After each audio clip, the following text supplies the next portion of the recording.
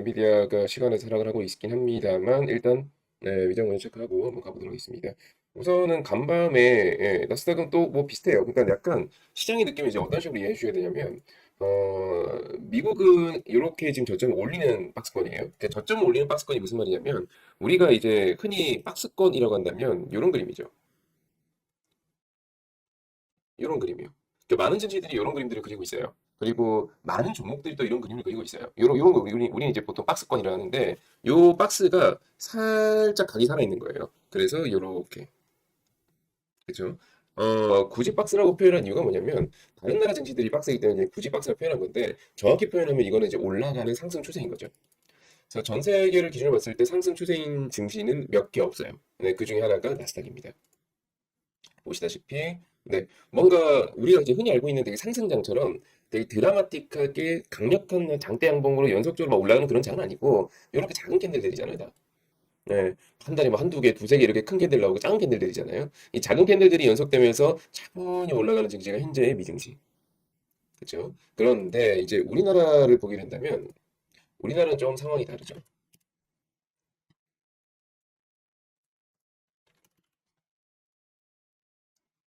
네, 우리나라는 이제 뭐 계엄, 탄핵, 대선 뭐 이런 이벤트들을 거치게 되면서 지난 4월까지 우리나라는 전 세계에서 꼴등 증시였습니다. 상승률이 전 세계에서 거의 최하위권. 네, 실제로 꼴등한 적도 있었고요. 네, 최하위권이었었고 이후에 이제 대선이 끝나고 나름 이제 관세의 어떤 그 부담감을 좀 털어내고 이러면서 주가가 올라가기 시작하면서 전 세계 1등 증시가 됩니다. 정확하게 7월까지요. 여기서 여기까지만. 네. 요건 아까 전에 보셨던 미장의 흐름하고는 완전히 다르죠. 미장은 되게 작은 캔들들로 연속적으로 꾸준하게 안정감 있게 계단식으로 쭉쭉쭉쭉쭉 올라가는 그런 그림이면 한국 증시 같은 경우는 요 한 3, 4개월 동안에 그냥 폭발적으로 올라버리고 지금은 이제 박스죠. 네, 기술적 위치가 좀 다릅니다. 네, 좀 달라. 그래서 때때로 미장이 급락을 해도 우리나라가 올라가기도 하고 미장이 급등을 해도 우리나라가 떨어지기도 하는 현상은 기술적 위치가 완전히 달라서 그래요. 예컨대 미국은 최근에는 다 계단식 상승이에요. 아까 보셨다시피 되게 작은 캔들들로 이렇게 올라가잖아요.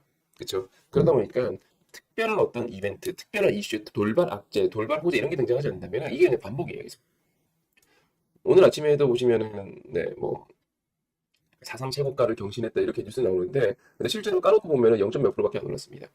그래서 아침마다 우리가 만나는 뉴스를 보게 된다면 와 엄청나게 미장이 많이 올랐구나라고 생각이 들 것 같은데 근데 아침에 눈 떠서 이제 미장 차트 보게 되면은 별거 없어요.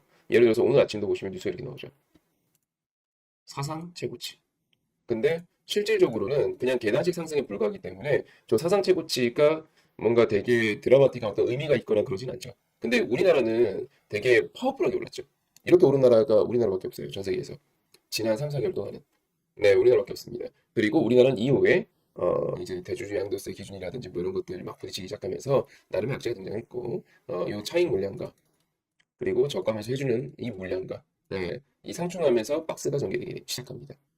미국은 되게 꾸준한 계단식 우상향이라면 우리나라는 단기 과열에 의한 차익 물량과 막 싸우는 그런 차트입니다. 예를 들어서 약간 상상을 해보면 이런 상상을 해보셔야겠죠. 이걸 이름 뭐라 그러죠? 둘이 서갖고 막 손바닥으로 이렇게 밀면서 약간 손 치면서 이렇게 씨름하는 거 있잖아요. 이게 둘이 되게 힘이 비등비등한 거예요. 매수세랑 매도세랑. 그래서 막 이렇게 막 이렇게 힘 맞대고 있는 거예요. 지금 비등비등해갖고 힘이.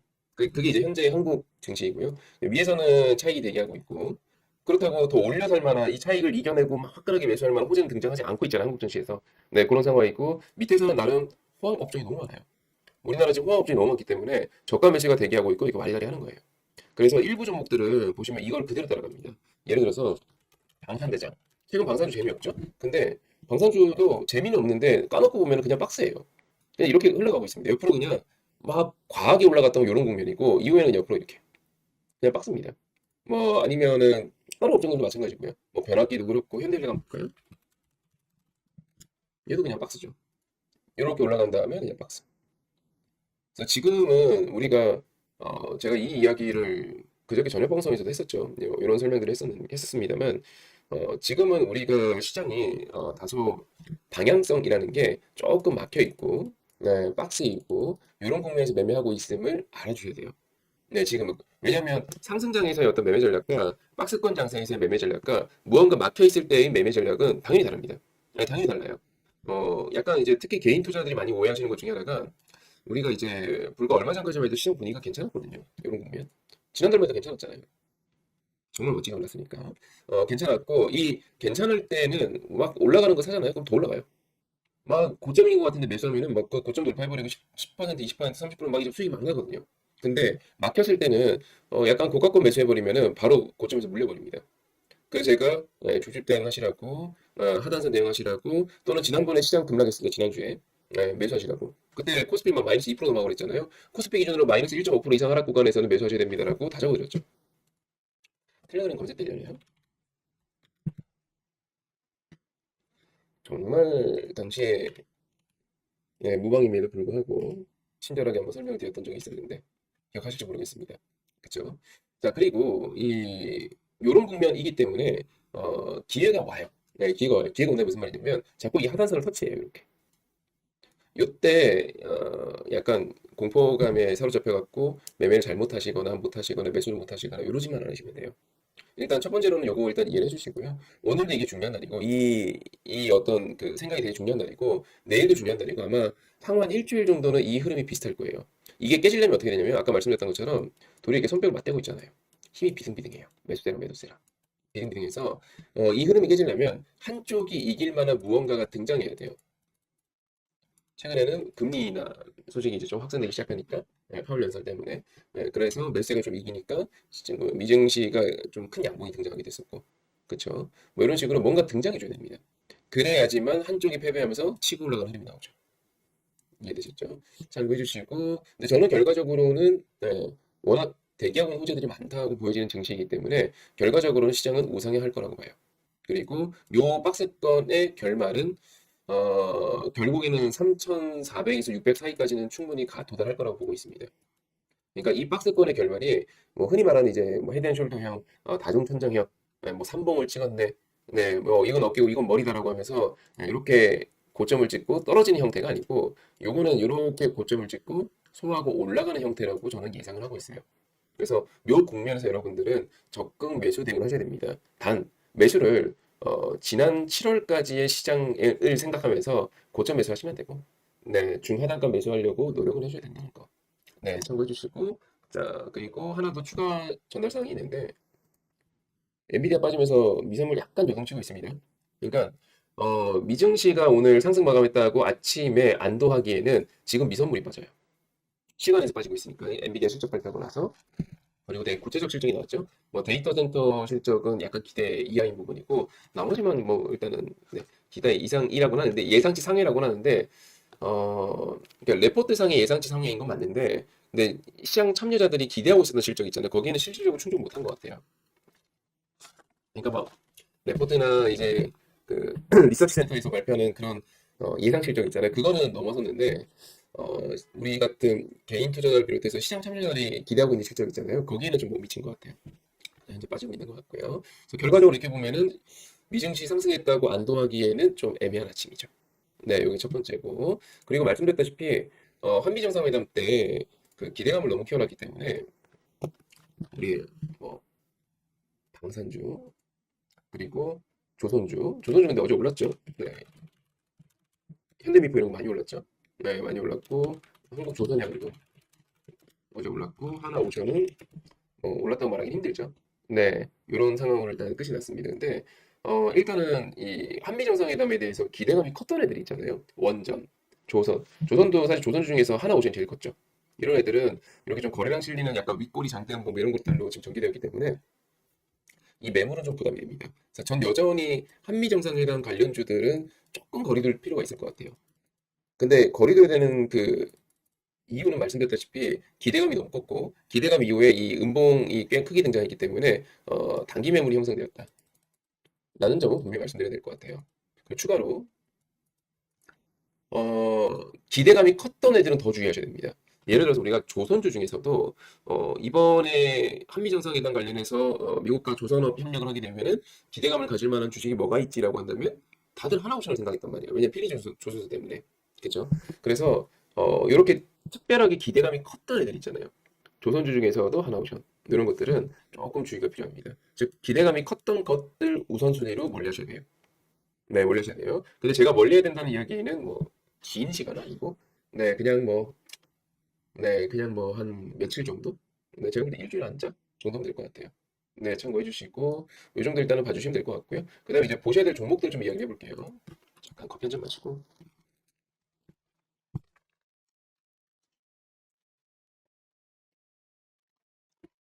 종목 보기 앞서 뉴스 체킹 먼저 잠깐 하자면 일단은 지금도 나오네요. 파트론. 그럼 뭐 별로 어차피 관심 있는 주식이 아니어갖고 네, 나왔으니까 공유해 드릴게요.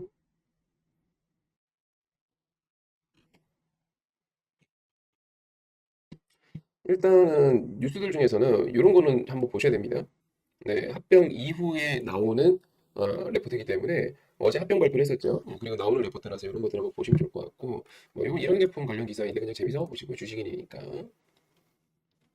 대형주 편입되면은 좀 네, 네, 좀 수급이 들어오죠. 네, 유동성이 좀 유입되기 때문에 뭐 그런 말미암아 일단 주가 상승은 한번 기대해 볼 수 있는 포인트가 있고요. 요거는 캐대형 관련주가 마치 제목 보면은 애널분들이 캐대형 관련주를 약간 정리해 준 것 같은 기사인데 보면 그러진 않습니다. 실제로 보면은 그냥 재미삼아 공유해 드렸습니다. 한번 클릭해 보시면은 제 말이 무슨 말인지 아마 이해되실 거예요. 네, 미포와 예, 현대중공업 이렇게 나오고 있죠.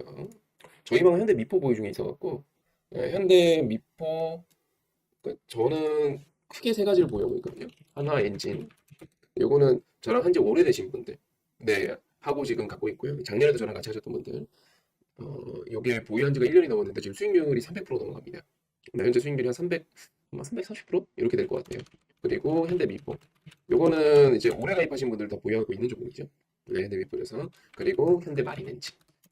결국 저는 엔진주를 두 개 다 갖고 있는데요. 현대마린엔진은 지금 고객분들하고 한 6, 70% 정도 수익 되시려나요? 네, 이렇게 한 세 개 지금 보유 중에 있는데, 웬만하면 이번 달에 일단 청산을 다 하려고 해요. 네, 웬만하면. 네, 청산 다 하려고 하고 있습니다. 요거는 아까 전에 말씀드렸던 관점과도 유사한데, 첫 번째로는 시장이 조금 막혀있기 때문이고, 네, 두 번째로는, 한미정상회담이라는 이렇게 빅 이벤트가 끝났잖아요. 네, 끝났잖아요. 그 이제부터 또 실적으로 우상향을 들어가야 되는데, 뭐, 그거야, 네, 흐름 매매하면 되니까. 네, 치고 빠지고 매매하면 되니까. 더 이상 보유보다는 좀 현금을 하고 다른 종목들 매매에 대한 어떤 준비를 하는 게 맞지 않을까 하는 생각이 들어갔고요. 그래서 일단은 뭐 한번 보시고요. 일단 요 N은 이제 엔비디아 실적 정도입니다. 자 그러면 여러분들께서 주의하셔야 될 게 있는데 첫 번째는요. 개인적으로는 엔비디아 실적은 중요하지 않아요. 네, 요거는 그냥 무시하십시오. 시장은 되게 중요하게 체킹하는 것 같은데 왜 중요하지 않다고 생각하나요? 라고 생각할 수 있는데 이유는 이거는 예상치가 너무 많이 나왔어요. 그리고 그 예상치에서 크게 벗어남이 없어요. 아주 소폭 예상 상회인데 이게 우리가 이제 흔히 우리 실적이 100 발표할 것 같다라고 하면은 105 발표하면 이거 놀라나요? 아니잖아요. 지금 그 느낌이거든요. 실적 100 발표한다 그랬는데 98로 발표했어요. 놀랍습니까? 아니잖아요. 우리가 놀라는 거는 실적을 100 발표하기로 했는데 예상하고 있어도 200을 발표하는 거예요. 이거 놀랍잖아요. 매수가 몰리겠죠? 이건 체킹해야죠. 근데 지금은 딱 예상 수준의 밴드에서 발표했기 때문에 엔비디아 실적은 지금 체크할 사항이 아니에요. 두 번째, 미증시 간밤에 신고가 나온 거 의미 없습니다. 0.23% 올라서 신고가 나왔는데 현재 미선물 마이너스잖아요. 의미 없습니다. 세 번째, 한미 정상회담 끝났죠. 후속 기사 계속 나오겠죠. 근데 시장 뭐라고요? 막혀 있습니다. 시장은 일단 추세가 막혀 있는 박스권이고요. 예, 그리고 한미 정상회담에서 기대감이 높으면 높았던 종목일수록 지금 단기 매물이 형성되어 있습니다. 그래서 이들에 대해서는 조금 거리 둘 필요가 있어요. 길게 아닙니다. 조금이요, 조금. 네 번째, 한미 정상회담이랑 엔비디아 실적이랑 말고 중요 이벤트 뭐 있었습니까? 러우 전쟁이 있었죠. 그렇잖아요. 네, 러우 전쟁에 대해서 아직도 결과는 네, 발표된 건 없습니다. 그리고 우리나라 입장에서는요, 요거 대주주 양도세겠죠. 네, 양도세. 대주주 양도세 세법 개정안에 대해서 아직 우리나라에 뭔가 결정되어 발표된 건 없죠. 그렇죠. 그리고 또 하나, 여러분 우리가 아직도 잊지 말아야 될 거는 반도체 관세, 의약품 관세 아직 발표가 안 되었어요. 네, 아직 발표가 안 됐습니다. 뭐 오늘 우리나라 금통이긴 한데 뭐 이거는 어차피 시장 예상이 동결이고 저도 예상이 동결이고 어차피 동결 수준으로 발표하게 된다면 이거는 체크할 사항이 아니죠. 실제로 미국도 금리 안 했기 때문에 우리나라가 선제적으로 금리 인하 할 리는 없을 것이고 그러면은 9월 달에 진짜 시장 예상한 것처럼 미국이 금리 인하 하고 그리고 나면은 우리나라가 한 10월, 11월쯤에 금리 인하 하지 않겠습니까? 그래서 이번 달에 이거 체크할 사항 아니고 그러면 지금은 요 정도거든요. 그 여러분들이 시장 참여자라고 생각해보세요. 여러분 투자자라고 생각해보세요. 개인이라고 생각해보세요. 그러면 요걸 끌어안고 지금 매매하는 게 쉽지가 않죠. 즉 공격적 매수를 하려면 이 중에 뭐 하나 터져야 돼요. 예를 들어서 장중에 갑자기 대주주 양도세는 기준은 50억 그대로 하겠다. 예, 원한대로 하겠다. 이렇게 뭐가 터져줘야 됩니다. 네. 갑자기 푸틴 젤렌스키 정상회담 일정이 잡혀요. 그러면 저는 종전이라고 보거든요. 네, 그냥 종전이요.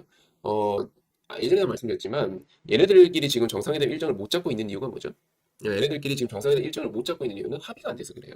정상회담 일정이 나왔다. 이거는 이제 합의가 됐다는 겁니다. 이해되셨죠? 네, 그리고 관세. 뭔가 확정이 돼야겠죠. 그래서 오늘의 대응 전략도 기본적으로는 어제와 같아요. 어제 같아요. 첫 번째, 일단은 어제 하락한 것 중에 좀 매력이 있었던 거는 중국 관련주들입니다. 중국 관련주라고 하면 호텔, 뭐 GKL, 파라다이스, 롯데관광, 네, 뭐 카지노, 네, 뭐 강원랜드, 뭐 GK 이런 거 있잖아요. 네, 이런 것들이 일단은 다시 좀 대상이 됩니다. 그래서 일단 현재 시장과 상관없는 것들 있잖아요. 뭐 변압기. 제가 상관이 없다고 하는 거는 지금 반도체 관세랑 변압기랑 뭔 상관이에요? 이미 한 대 맞았는데.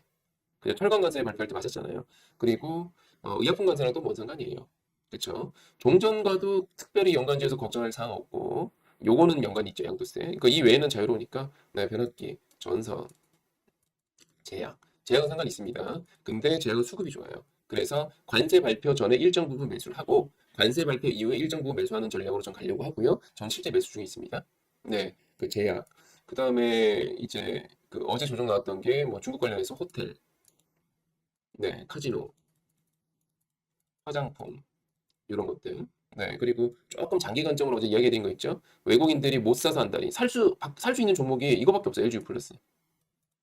통신주를 외국인이 사고 싶은데 KT는 법적 보유 한도에 49% 찍었잖아요. 그래서 사고 싶어도 못 사요. 그럼 KT는 주가가 더 올라가려면 기간 매수만으로 올라가야 되니까 한계가 있고 SK 반사이익으로 산다면 외국인들이 살 수 있는 종목이 LG 플러스밖에 없거든요. 네, 그리고 지금 벌써 8월 끝났습니다. 네, 9월이죠.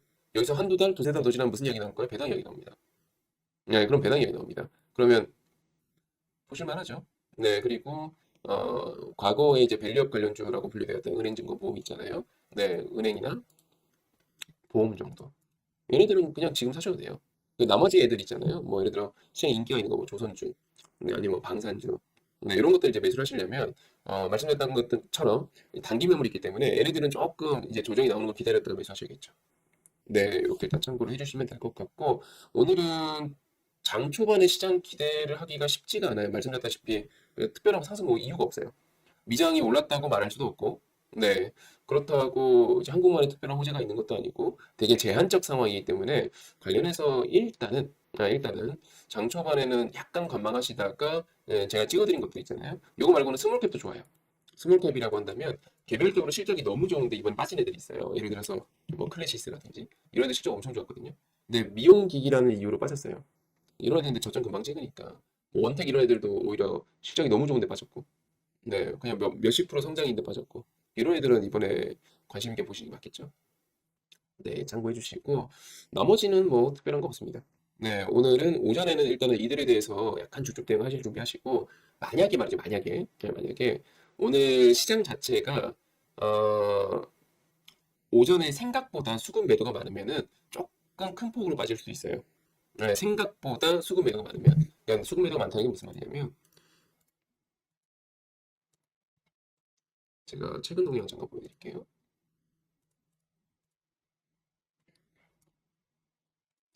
한미 정상회담 이후에 수급의 매매 동향이 그렇게 좋지 않아요. 네, 그쵸? 네, 보시다시피 좋지 않잖아요. 좋지 않아요. 그 전까지만 해도 나쁘지 않았거든요. 네, 나쁘지 않았거든요. 근데 한미 정상회담 이후에 이게 이제 25일 월요일이잖아요. 월, 화, 수, 목 보게 되면은 월요일 이후부터는 그렇게 좋지 않아요. 네, 보시다시피 그닥입니다. 네, 그닥이고 이 좋지 않은 기조가 오늘도 이어지거나 또는 오늘도 여전히 큰 수량으로 매도가 나오게 된다면 오늘 시장은 생각보다는 좀 빠질 수 있어요. 그럼 오장이 줍줍하면 됩니다. 그러니까 아까도 말씀드렸다시피 이게 올라갈 때 고가권에서 고가를 뚫을 거야 하고 매수하기에는 리스크가 있는 시장. 그렇게만 하지 마시고 아까 말씀드렸던 그런 종목들 중심으로 요 정도만 좀 체크하시고 혹여나 오늘 오전에 막 외국인들의 매도 수량이 너무 빨리 늘어나 이러면은 그냥 오늘 오후장 매수한다 보시면 됩니다. 그러니까 오전에 요 정도만 체크하고 대응하시면은 크게 어려움은 없으실 거예요. 네, 참고해 주시고 일단 아침 방송 여기까지 하도록 하고요. 네, 잠시 후에 또 텔레그램에서 인사드리도록 하겠습니다. 수고하셨습니다.